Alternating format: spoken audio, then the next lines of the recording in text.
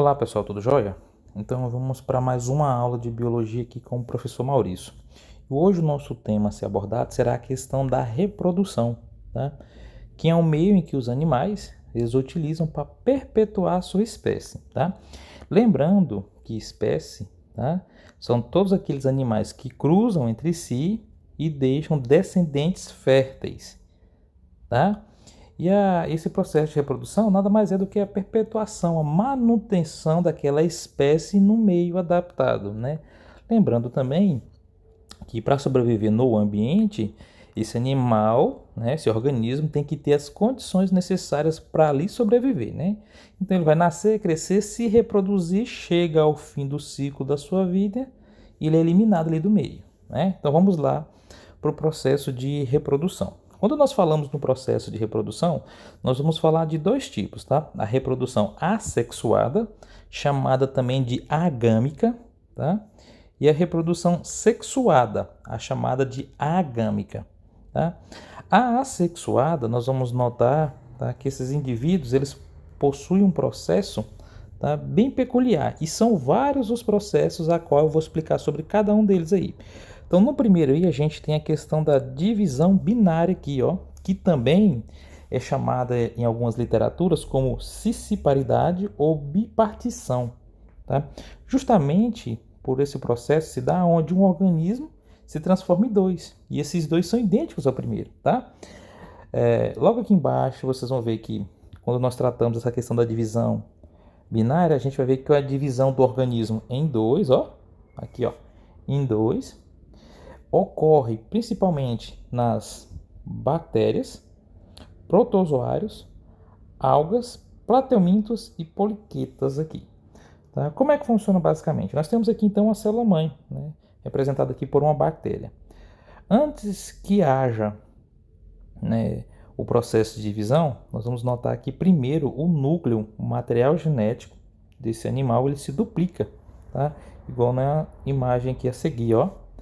Após essa duplicação, ele inicia-se então o processo de separação, aonde o citoplasma também vai se dividir, tá? Juntamente com a membrana. Neste processo, as células filhas aqui, ó, são idênticas à célula mãe, né? Ou seja, o indivíduo ele só duplicou seu material genético, após a duplicação a célula se duplica e mantém-se as mesmas características da célula mãe, tá? O segundo tipo de reprodução assexuada a ser tratado é o brotamento, né? O que acontece muito lá com o Bob Esponja, né? A gente vai ver que esse processo de reprodução ele é o aparecimento de brotos, ó, nos indivíduos, tá? Quando esses brotos ficam colados ao indivíduo, eles vão formar o que nós conhecemos como colônia aqui, ó, tá? E eles também podem se separar formando indivíduos isolados. Acontece da mesma forma ali com a cisciparidade ali, ou também divisão binária. O indivíduo, para criar esse broto aqui, ó, ele vai duplicando o seu material genético, né, onde ele vai sofrendo algumas divisões celulares, só que ao invés de se dividir do corpo, ele é mantido no corpo, tá, dando um aspecto de broto, como vocês podem ver aí na imagem. E após algum tempo, esse broto se desprende, podendo, né, ficar próximo a célula mãe, né, no caso o broto mãe aí, ou pode se desprender e procurar um local mais adequado onde ele possa então se perpetuar, tá? O próximo agora é a chamada esporulação, né?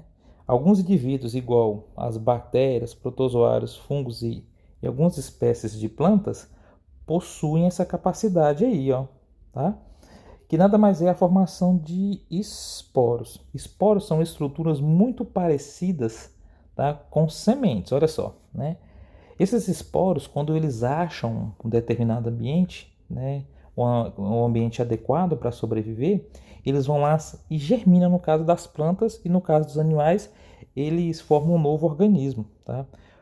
Esses esporos, eles sofrem um processo, tá, que vai lá da formação do gameta, desse gameta vai fazer uma fecundação, da fecundação gera um indivíduo e esse indivíduo então libera esses esporos aí, tá? Esses esporos aí têm uma carga genética haploide, ou seja, só possui apenas uma das características dos cromossomos, Tá beleza? Qualquer coisinha na nossa aula, a gente trabalha essa questão aí do haploide e diploide, beleza? Para quem não lembra. A nossa próxima reprodução assexuada se trata da esquizogamia, tá? Que a gente vai ver que são várias divisões que vão ocorrer dentro do núcleo, tá? E após essa divisão do núcleo, há uma divisão, né? Ou seja, várias divisões do citoplasma, tá? Aonde cada divisão dessa do núcleo irá formar um novo organismo.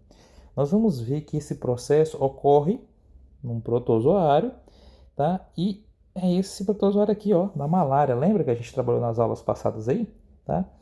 A malária que ataca principalmente as células do fígado aí, tá? Então notem que essa esquizogamia há a formação, como na imagem aqui, ó, uma duplicação, uma triplicação aí do material genético, ou seja, formando vários núcleos ali.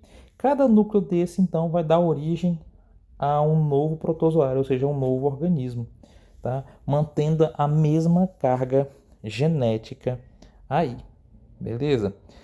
O outro processo bem interessante do modelo de reprodução assexuada é também chamado de fragmentação ou laceração na grande maioria das biografias, tá? A gente vai ver que esse organismo ele pode ser fragmentado, ou seja, dividido em vários pedaços, né? E cada pedaço deste consegue formar um indivíduo novo, ó, que interessante. É como se fosse um processo de regeneração, tá? Ele perde uma determinada parte do organismo ali e aquele organismo, para tentar sobreviver, ele passa então por esse processo de laceração, aonde cada pedacinho dele ali vai originar-se um novo organismo. Detalhe, esse novo organismo é idêntico ao primeiro, porque mantém a mesma carga genética, tá? A gente vai ver que a gente encontra ele bastante aqui nas planárias, né? E nos equinodermos, na estrela do mar, por exemplo. Beleza? Outro processo que nós temos aí de reprodução é a reprodução sexuada, a chamada também de gâmica, justamente porque possui a união dos gametas. Então, a gente tem a união do gameta masculino com o feminino, que forma então um processo de fecundação, que também é trabalhado com uma questão de fertilização, tá? E vou ter como exemplo aqui para vocês a questão da fertilização humana, que é o que a gente mais trabalha aí. Na verdade, a gente vai ver que esse processo de fecundação nada mais é do que a união do gameta feminino, no caso o óvulo, tá? Com o espermatozoide, que também é um gameta masculino, tá? A união entre esses dois gametas, masculino e o gameta feminino, vai formar então o que a gente conhece como zigoto ou ovo, tá? Um desses dois. Notem para vocês verem aí, olha o tamanho do óvulo comparado ao espermatozoide. Eu utilizei essa foto para que vocês possam saber dessa questão. Basicamente, o óvulo é 100 vezes maior do que o espermatozoide. Justamente porque quando recebe o espermatozoide, é o óvulo que tem as condições necessárias para fazer a duplicação celular e manter essas células ativas, trabalhando. Então, por isso, explica-se o tamanho do óvulo em relação ao espermatozoide, beleza? Para que haja esse processo de fertilização, né, ou também chamado aí de junção dos gametas, né, nós vamos ver que os animais eles vão apresentar o sexo separados, a gente vai chamar isso de dioicos, né? Aí até botei alguns mamíferos aí, algumas aves para fazer a representação, o pavão e o leão, tá? Já os animais que apresentam os dois sexos no mesmo indivíduo, a gente chama isso de hermafrodita, tá? Aí eu coloquei o caracol e a minhoquinha aí como exemplo aí, tá ok? Mas ambos a produção de gametas masculino e feminino. Só que no dioicos é separado e no monóico é tudo no mesmo indivíduo, beleza? Dentro desse processo sexuado aí, ó, há um processo interessante, é chamada parternogênese aqui, ó. Olha só que interessante. Dei uma olhada bem aqui na figurinha do lado direito aí, ó. Nós temos aí, ó, o óvulo, ele pode se desenvolver, tá, nesses insetos aí nas abelhas sem ser fecundado. Olha que interessante. Tá? Quando ele não é fecundado, olha só o que ele vai dar origem aqui, ó, ao zangão. Quando a abelha cruza com o zangão, né, tem a fecundação, vai produzir então uma operária ou uma rainha. Olha que interessante. tá? Esse processo também ocorre em alguns animais vertebrados, né? Vermes e os próprios insetos aí, tá? Em plantas, quando esse processo ocorre, a gente chama isso de paternocárpia, tá? É um processo que acontece lá na banana, por exemplo. Tá? Então quer dizer que o indivíduo ele pode ter o cruzamento ou não, aonde a gente dá esse processo aí de paternogênese, tá? O próximo agora é um processo bem interessante no processo de reprodução sexuada, que é no processo de larva. A gente sabe, né, que a gente tem um processo de larva, geralmente tem a metamorfose até a formação do indivíduo adulto. E nesse caso aqui ocorre nas larvas, tá?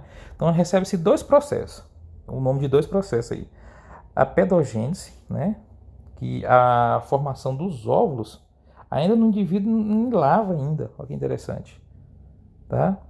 E esses óvulos podem originar indivíduos lá por paternogênese, sem fecundação, tá?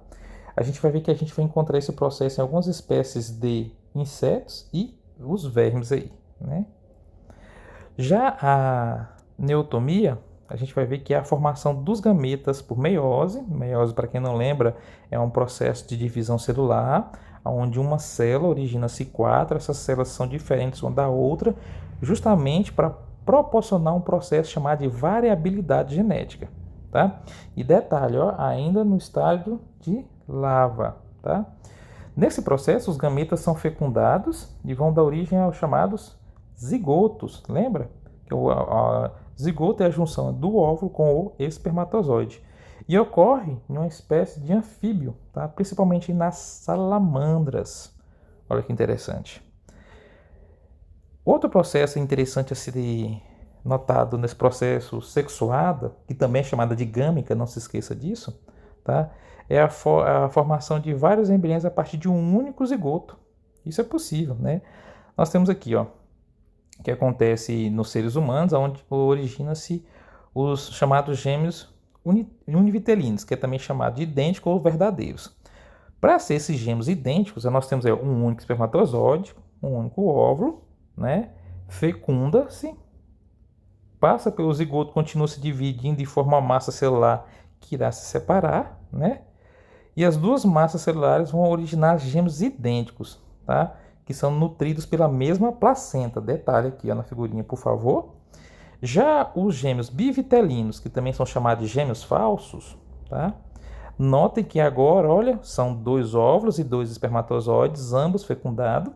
Uma mulher, por exemplo, no período fértil, ela pode ter uma distorção hormonal, onde ao invés de liberar um, libera dois ou mais óvulos, e esses dois óvulos aí podem ser fecundados, por exemplo, até por pais diferentes, tá?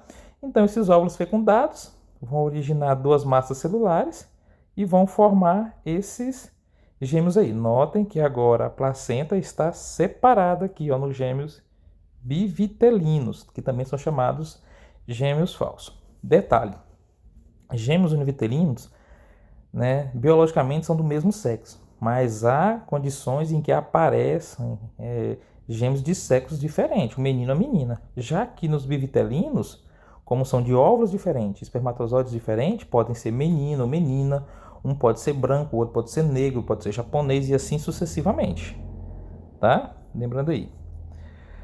Dentro desse processo aí, é importante a gente lembrar que os animais, no processo evolutivo, eles foram criando mecanismos, né, na evolução do ovo, né, tá? Justamente por um processo adaptativo, onde a gente vai ter aqui as fêmeas chamadas ovíparas, olha só, onde a gente tem os ovos são eliminados pelas fêmeas e esses ovos aí possuem estruturas internas, né, que fazem com que desenvolva o animal no meio externo, então dá todas as condições necessárias para a sobrevivência do animal, tá? Então essa é chamada de ovíparas, quando o ovo fica no meio externo e acontece principalmente aqui, ó, nas aves, tá? O outro processo da evolução desses ovos, né? No caso nós temos as fêmeas ovovivíparas, tá? Onde os ovos produzidos pelas fêmeas são desenvolvidos parcialmente no organismo da mãe, internamente, tá? E detalhe, enquanto estiver dentro do organismo da mãe, tá? esse ovo não é sustentado pela mãe, não. O ovo já tem as condições para sobreviver, ele só é armazenado internamente. Quando chega na eclosão, aí sim esse animal, né, como já consumiu todas as reservas, ele eclode do ovo e então é liberado do corpo da mãe, tá? A gente vai ver isso muito na questão dos répteis aqui. Eu até botei aqui a cobra para vocês darem uma olhada aí, tá? Mas isso não quer dizer que ela gera placenta, não. Na realidade é um ovo que fica internamente, lembra? Bem parecido com o das aves. Esse ovo tem todas as condições necessárias, né? Todas as condições necessárias para o desenvolvimento então desse embrião. Quando ele eclode, ele sai do corpo da mãe. É um mecanismo de defesa, né? Evolutivo também. Nós temos as fêmeas vivíparas, no caso, somos nós seres humanos, aonde a fêmea ela armazena esse indivíduo numa estrutura, né, a qual a gente chama de útero, né, e ali ele recebe todas as condições necessárias ali para sobreviver. Ele tem uma placenta, ele tem um cordão umbilical que faz essa ligação, tá? E ele é eliminado para o meio através do parto, né, onde a gente tem então aí a questão dos mamíferos, beleza? Neste processo aí a gente vai trabalhar também com o processo de desenvolvimento direto, né, e indireto aí. No desenvolvimento direto, a gente vai ver que um organismo nasce semelhante ao adulto, né? Exemplo nós seres humanos mesmo, tá? A gente vai ver que o seu corpo ele vai sofrer poucas modificações, muito pouca, tá? E a modificação principal é o crescimento que a gente vai ver. A gente trabalha então com a questão das aves e dos mamíferos aí como exemplo, tá? Já no desenvolvimento indireto, a gente vai ver que o organismo ao nascer é totalmente diferente do adulto, tá? Bem que representado pelo anfíbio aqui, ó, pelo sapinho aqui. A gente vai ver que durante esse desenvolvimento ele vai passar por constantes modificações, tá? Inclusive até modificações de ambiente, né? Justamente para proporcionar então essa questão aí da metamorfose assim chamado, tá? E a gente vai ver que esse processo indireto de desenvolvimento ocorre bastante não, né? Ocorre nas borboletas e nos anfíbios. Beleza, pessoal? Muito obrigado, um forte abraço a todos. Qualquer dúvida, por favor, me procurem. Valeu, pessoal!